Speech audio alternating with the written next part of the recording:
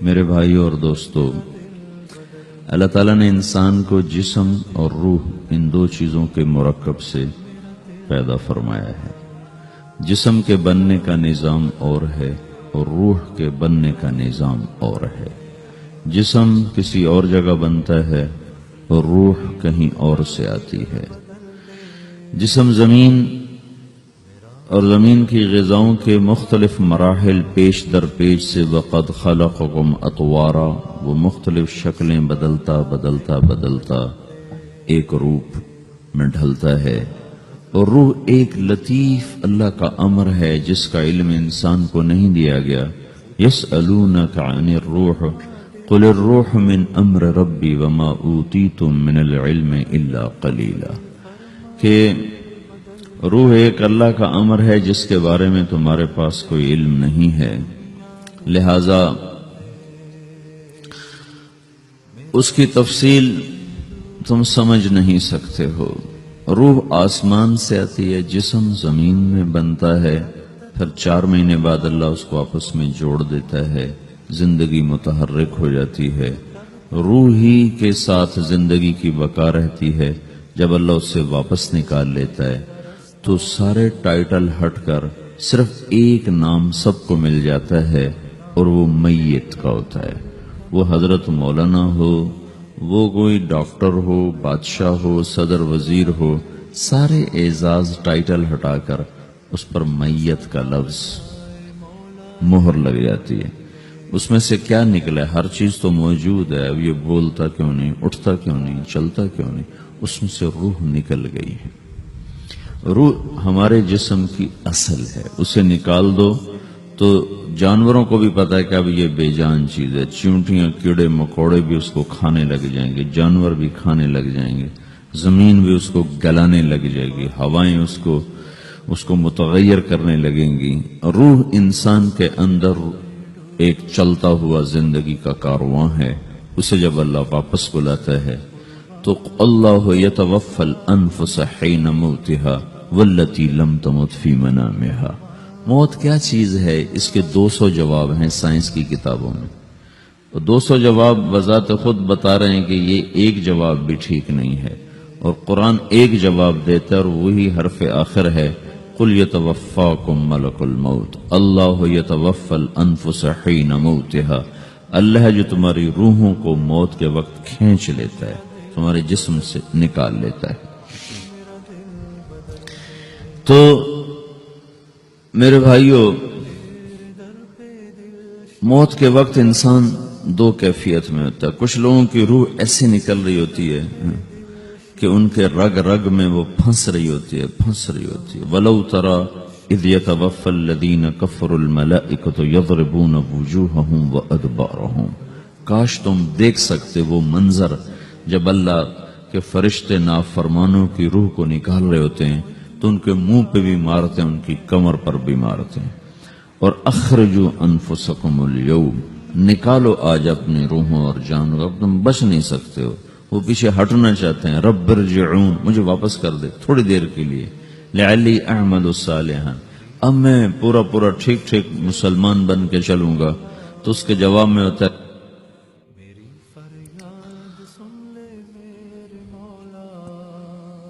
اور حدیث پاک میں آتا ہے کہ ملک الموت اترتا ہے، اس کے ساتھ 4 فرشتے ہوتے ہیں۔ وہ 4 فرشتے آتے اس کی پٹائی شروع کر دیتے ہیں۔ ابھی پرسوں یہ حدیث میں نے پڑھی ابن ماجہ میں کہ ملک الموت کہتا ہے ایتھا النفس الخبیثہ کانت فی الجسد الخبیث، اے خبیث روح جو خبیث جسم میں تھی، اخرجی، باہر آؤ۔ اب وہ واپس تو ہو نہیں سکتا، اپنے آپ کو روک تو سکتا نہیں، تو وہ حیران پریشان خوف زدہ، تو اس کے جواب میں اس کو ملک الموت کہتا ابشری بحمیم وغساق وآخر من شکلہ ازواج، تیار ہو جاؤ خوفناک عذاب کے لیے اور کھولتے پانیوں کے لیے، کانٹے دار جھاڑیوں کے لیے اور بے شمار عذاب کی شکلوں کے لیے۔ تو اس کی روح کو جب کھینچتے ہیں تو رگ رگ سے وہ کٹ کٹ کے نکلتی ہے، تو سارا وجود زیر و زبر ہوتا ہے، سکرات کا درد ساری دنیا کے دردوں پر حاوی ہے۔ جب اس کی روح نکلتی ہے اور اس کو لے کر آسمان پر چلتے ہیں تو دروازے پر پہنچتے ہیں تو اندر سے فرشتے پوچھتے ہیں کون ہے؟ کہتے ہیں فلاں فلاں کا بیٹا ہے۔ کا نفس خبیثہ فی الجسد الخبیث، یہ تو وہی بدماش ہے جو بدماش جسم میں تھا، یہ وہ بدبخت روح ہے جو بدبخت جسم میں تھی، اس کے لیے آسمان کے دروازے نہیں کھل سکتے، اسے واپس کر دیا جائے۔ تو آسمان کے دروازے لا تفتح لهم ابواب السماء ولا يدخلون الجنة حتى يلج الجمل في سم الخياط، کہ ان کے لیے آسمان کے دروازے نہیں کھلیں گے اور ان کے لیے جنت کے دروازے نہیں کھلیں گے، پھر یہ وہاں سے نیچے گرائے جاتے ہیں جو اللہ کا قید خانہ ہے سجین۔ وما ادراک ما سجین کتاب مرقوم، وہ تمہیں خبر نہیں کہ وہ کیا خوفناک قید خانہ ہے جو اللہ تعالیٰ نے بنایا ہے، اسے وہاں دھکیل دیا جاتا ہے۔ پھر قیامت تک اس کے لیے انتظار کی گھڑیاں ہیں اور عذاب کی شدت ہے۔ اور جب کوئی نیک آدمی اللہ تعالیٰ کے دربار میں جانے کا اس کا وقت آتا ہے تو اللہ تبارک و تعالیٰ فرماتے ہیں ان الذین قالوا ربنا اللہ ثم استقاموا تتنزل علیہم الملائکۃ الا تخافوا ولا تحزنوا وابشروا بالجنة التي كنتم توعدون نحن اولیاؤکم فی الحیاة الدنیا وفی الآخرة ولکم فیہا ما تشتہی انفسکم ولکم فیہا ما تدعون نزل من غفور الرحیم۔ جب کوئی نیک مرد عورت کے جانے کا وقت آتا ہے تو اس کے لیے بھی فرشتے آتے ہیں اور آ کر اس کو خوشخبری دیتے ہیں اور آ کر اس کو تسلی دیتے ہیں کہ آپ غم نہ کریں، پیچھے والے بھی آپ کو مل جائیں گے، آپ خوف نہ کریں، آگے ساری منزلیں آپ کے لیے آسان ہیں، آپ کے لیے جنت بھی تیار ہے، رب بھی مہربان ہے۔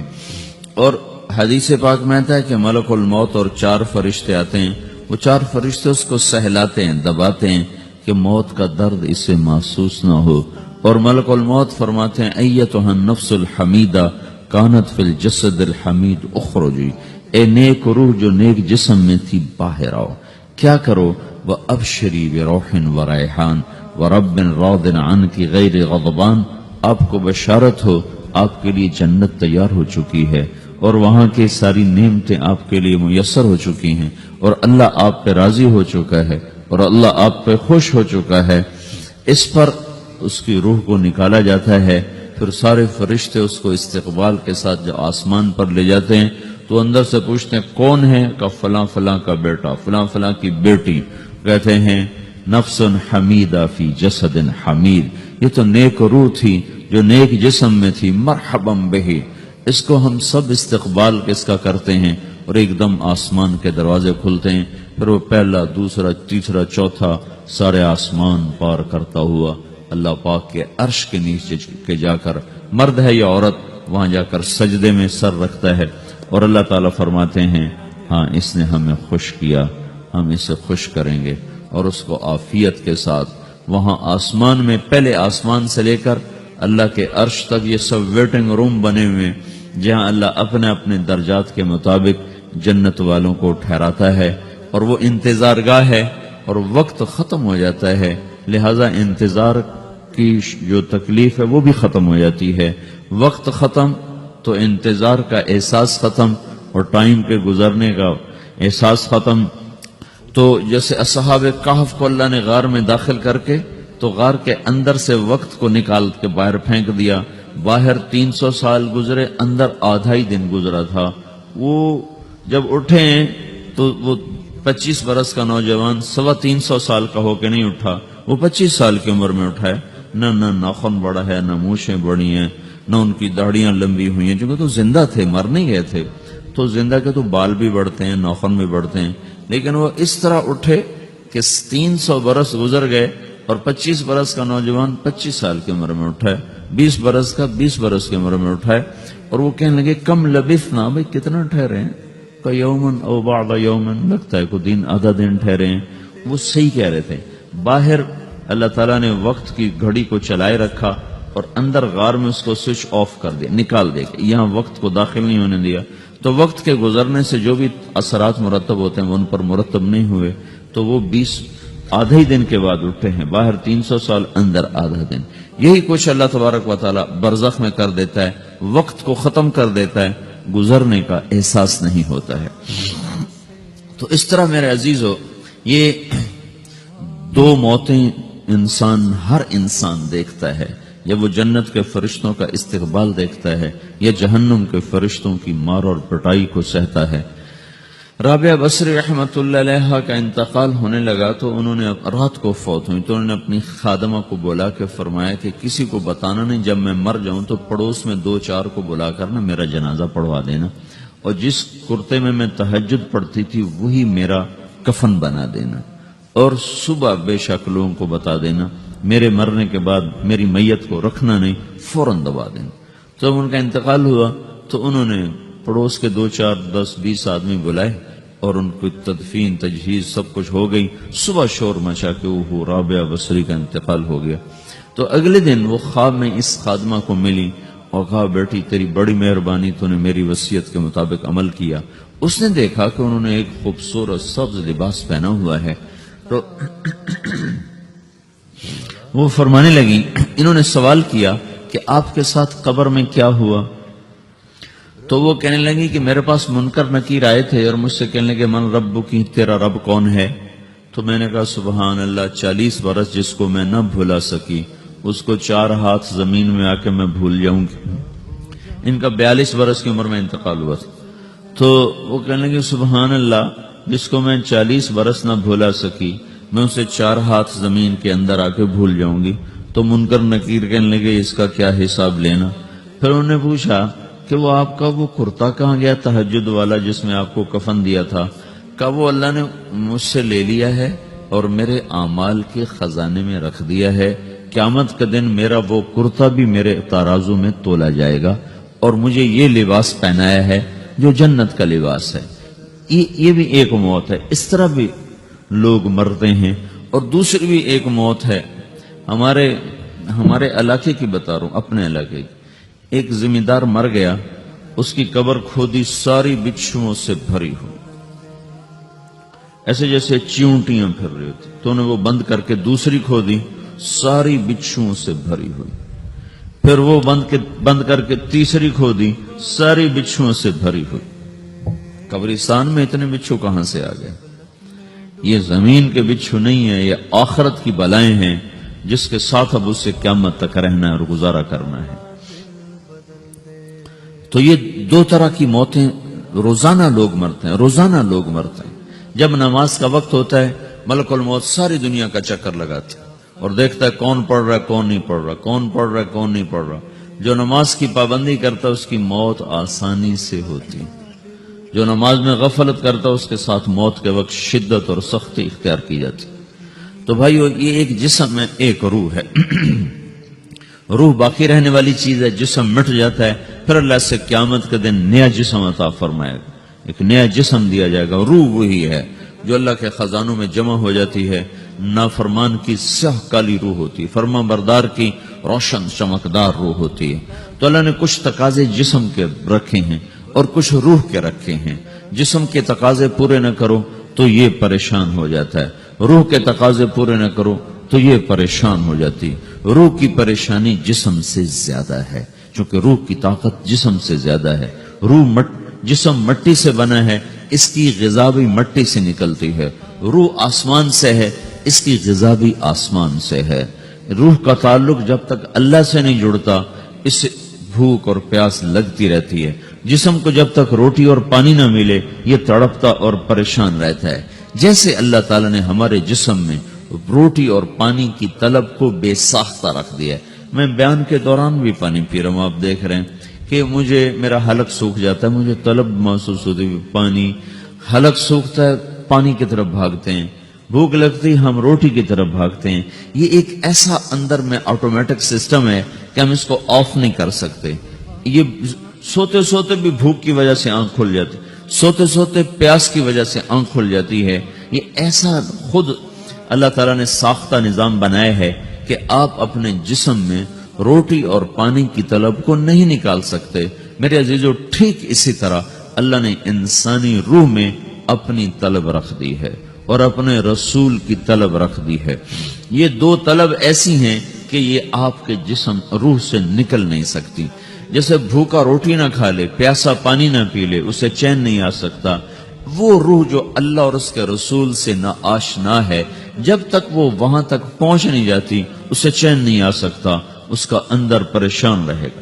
1997 میں جب جنید جمشید سے میری پہلی ملاقات ہوئی تو اس نے مجھ سے یہ سوال کیا کہ مولوی صاحب، ایک پاکستانی نوجوان جس گلیمر کو خوابوں میں دیکھتا ہے، وہ گلیمر تو مجھے زندگی میں ویسے ہی حاصل ہے، میرے چاروں طرف زندگی کا رقص ہے، اور میری زندگی کی ہر خواہش، ہر تمنا پوری ہے، اس کے باوجود میرے اندر اندھیرا ہے، میرے اندر خلا ہے، مجھے لگتا ہے میں وہ کشتی ہوں جس کا کوئی ساحل نہیں، جس کی کوئی سمت نہیں۔ www.darsulquran.com ایسا نہیں ہونا چاہیے۔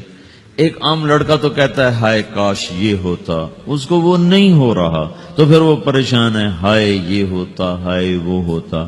تو میں تو ہائے نہیں کرتا ہوں، میری تو ہر لذت اور خواہش میرے سامنے تشتری میں سجا کے پیش کی جا رہی، میں کیوں ایسا کر رہا ہوں؟ میں ہائے ہائے کیوں کر رہا ہوں؟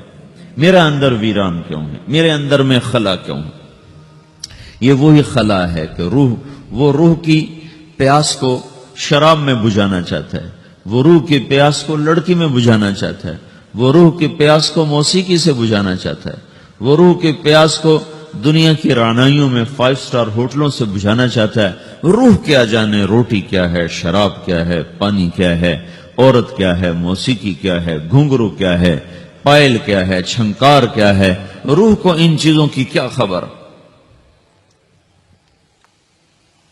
امریکہ میں ہماری ایک جماعت تھی تو 4 لڑکے 2 لڑکیاں، 4 لڑکیاں 2 لڑکے مسلمان ہیں۔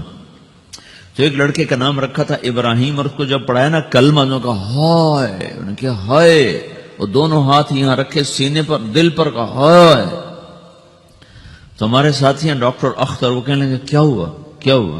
کہنے لگا جب سے ہوش سنبھالا یہ جگہ خالی تھی، یہ تیرے کلمہ پڑھانے پر بھر گئی ہے کہ میری خوشی سے ہائے نکل گئی۔